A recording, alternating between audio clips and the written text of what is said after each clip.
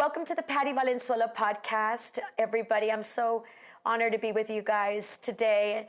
We are fasting, so we are actually having a corporate fast in our church. And if you are not fasting, I encourage you to make fasting a lifestyle. You know, the Bible doesn't ask us if we are to fast, but when we fast. And there's a lot of benefits to fasting, but I want to come to you today out of Isaiah chapter 58 and just give some insight on how we are supposed to fast. What is the correct attitude when it comes to fasting? We are on, this is probably your Monday podcast, so you're coming into almost a week of your fasting. And I just want to encourage everybody to continue to fast and watch the mighty hand of God move miracles on your behalf. But one of the things that the Lord really stressed in my life is that He didn't want the people to go into a corporate fast with the same type of agenda that perhaps we've had in the past, where we come with a list of all kinds of miracles that we needed Him to move in, or petitions that we want God to move on our behalf. And I really felt led that this fast was more a fast to bring those breakthroughs, which God does automatically. First seek the kingdom and everything else will be given to you. But really searching our hearts and having God purify our hearts and really cleanse our character and cleanse the motives of our heart, and really being restored and recuperate our passion and our fire back for God. That if we've strayed from God, we've maybe have died down in our fire for God, we've become lukewarm, that this is a great opportunity for you to join this fast with us and really ask God to prune, to really deal with our hearts, to deliver our hearts, and that's key. So that's what I wanted to say on the side note. But I want to come to you out of Isaiah chapter 58 real quickly. And I'm going to read verses 3. I'm going to skip around. But it's really Isaiah chapter 58, the Passion Translation. And the word of the Lord says, "They say, why is it that when we fasted, you did not see it? We starved ourselves and you didn't seem to notice. Because on the day you fasted, you were seeking your own desires, and you continued to exploit your workers." This is God answering back. It says, during the fast, your fast, you quarrel and fight with others and strike them with an angry fist. And when you fast like that, your voice will not be heard on high. Do you think I'm impressed with that kind of fast? It is just a day to starve your bodies, make others think that you're humble, and lie down in sackcloth and ashes. Do you call that a fast, God says? Do you think that I, Yahweh, will be pleased with that? And then He says, this is the kind of fast that I desire. He's about to tell us, remove the heavy chains of oppression. Stop exploiting your workers. Set free the crushed and mistreated. Break off every yoke of bondage. Share your food with the hungry. Provide for the homeless and bring them into your home. Clothe the naked. Don't turn your back on your own flesh and blood. Then my favor will bathe you in sunlight until you are like the dawn bursting through a dark night. And then suddenly your healing will manifest. You will see your righteousness march out before you, and the glory of Yahweh will protect you from all harm. Then Yahweh will answer you. Then you will pray. When you cry out for help, He will say, I am here. And then I'm going to skip over to verse 12 or 11. Yahweh will always guide you where you go and what to do. He will fill you with refreshment even when you are in a dry, difficult place.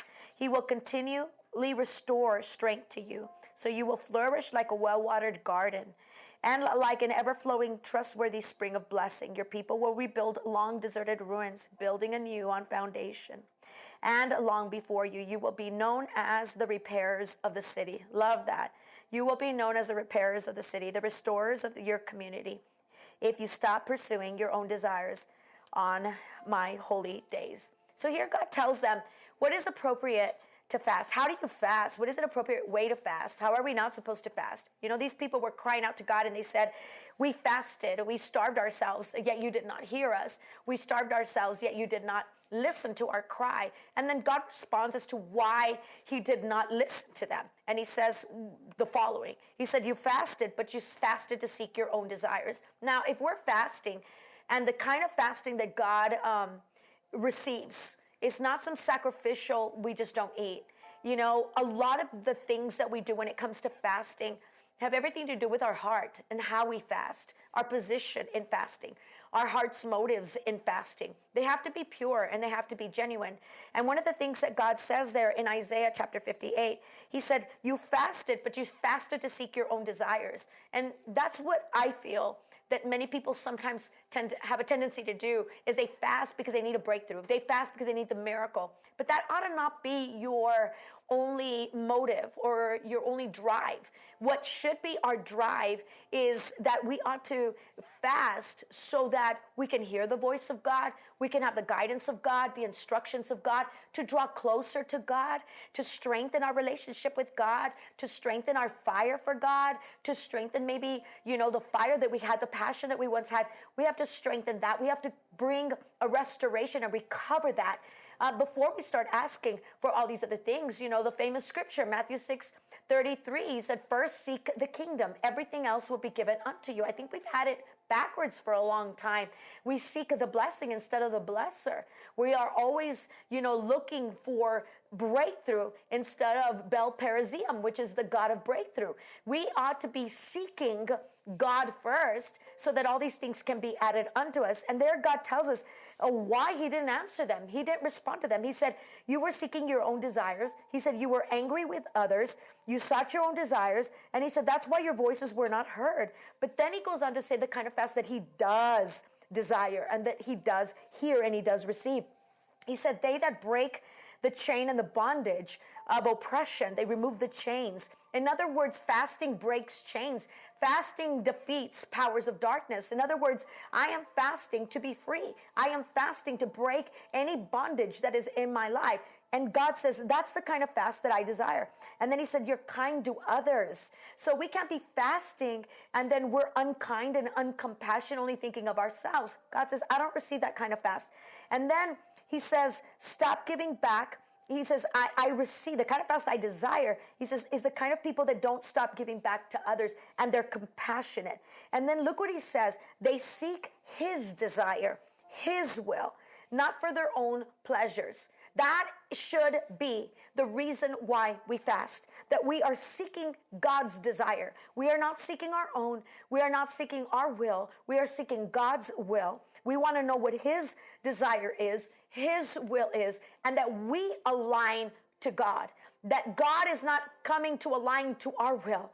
That is not how this works. We align to the will of God. That we say, God, in this fast, I want to hear, what is your desire? What do you want me to do for 2021? What do you want me to align? What do you want me to purify, cleanse for 2021? I'm not seeking my own desire. I am seeking the desires of God. And then it says, and through that, when you do it right, when you seek not your pleasures, you're not seeking your own desires. We have to get off that mindset. You're seeking the desires of God. It says when we do that kind of fast, look what he says, healing is going to come. So if you are healing, if you need healing in your body, you're fasting for a particular healing, God says, I'm going to bring the healing. It says he will answer when you pray. Look at the benefits of when you fast correctly. And we see them there in Isaiah 58. He will answer when you pray. When you cry out for help, he is going to say, I am here. When you pray, God's saying, I'm here. What do you need? And then blessings come from the fasting. That's what he says. His favor will bathe you like the sunlight. That means that the favor of God is going to come upon you when you fast correctly. Health is restored. And then when you look and study that word health, it's speaking of mind, body, and soul, spirit as well. As glory will protect you from all harm. You will find joy in serving God.